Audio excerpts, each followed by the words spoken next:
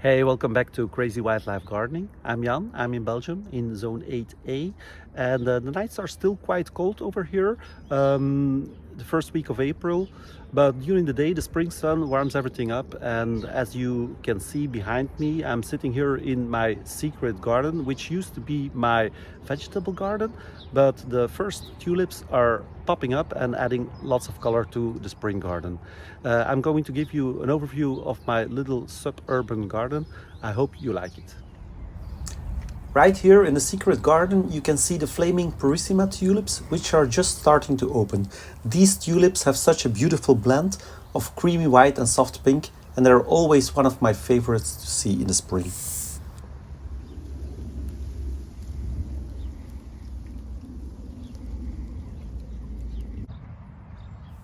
Next up, we've got the fortissimo daffodils. They're showing off with their bright orange cups and frilled edges.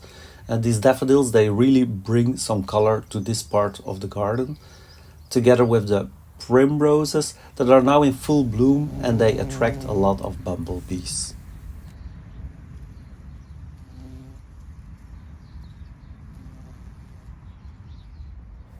Against the fence, my pear trees are blossoming as well.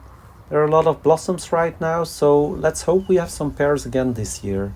These delicate white flowers are a beautiful sight right now. The pollinators are clearly doing overtime now.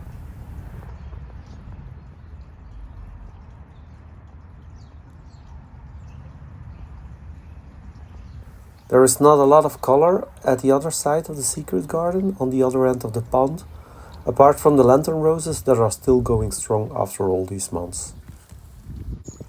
At the other end of the pond, the Jetfire daffodils have been blooming for several weeks already, and now they get company of some more fortissimo daffodils. In the wet zone of the garden, next to the pond, I've planted some cuckoo flowers for the orange-tipped butterfly, together with some snake's heads. These flowers have beautiful bells with a checkered pattern that move gently in the wind. I really like those, and I hope these will naturalize over time.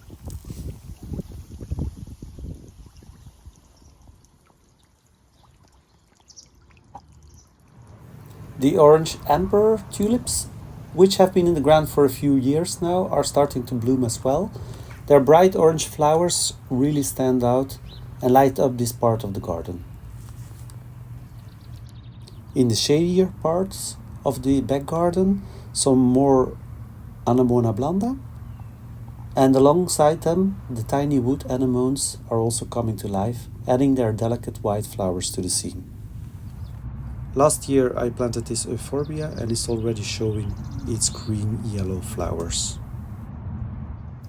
In the side garden there isn't too much color yet, but there are a few early bloomers like the Brunnera macrophylla, also known as the Siberian bugloss, and it's continuing to bloom with its tiny bright blue flowers. These plants thrive in shadier areas and are perfect for adding a bit of color where the sunlight is limited, like here in the side garden. The Epimedium versicolor sulphureum, also known as board, has started to show its delicate flowers as well. I've cut back the old leaves so you can see the blooms more clearly now. If you want to know how to do that, be sure to check out my video on my channel.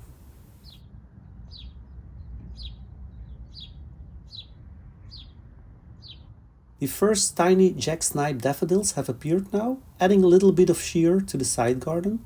And the first burgundy-colored tulips are starting to emerge as well, adding quite a bit of color to this part of the garden.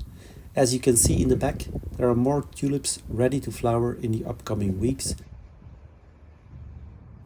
We're now in the front garden, and as you can see, the winter heath is just about finishing its very long blooming season. It started back in January and it's been a great splash of color all through the winter months. The tete-a-tete daffodils in the circle are still adding plenty of color, but they're clearly nearing the end of their bloom. It is always a bit bittersweet when they start to fade, but they've certainly done their job in brightening up that part of the garden. The Crackford daffodils have started to flower in the front garden, and I planted these in two spots a couple of years ago. Too bad you can't smell their delicate perfume, because not only are the white flowers with their small orange cups beautiful to see, but they also have a lovely scent. Next to these, the Turkestanica tulips have also reappeared. They complement daffodils beautifully with their soft colors. These tulips are a bit different. They only open up their petals fully when they're in full sun, revealing a lovely yellow color on the inside.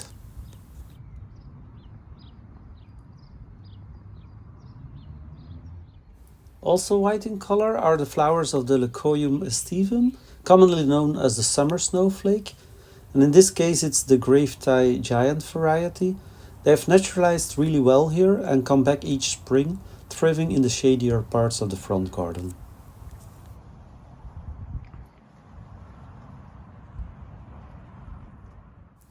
Complementing the winter heath in color, these hyacinths have shrunk a bit over time, but they still make an appearance each year, showing off a few bells. Even though they're smaller now, I love how they continue to add a touch of fragrance and color to the garden.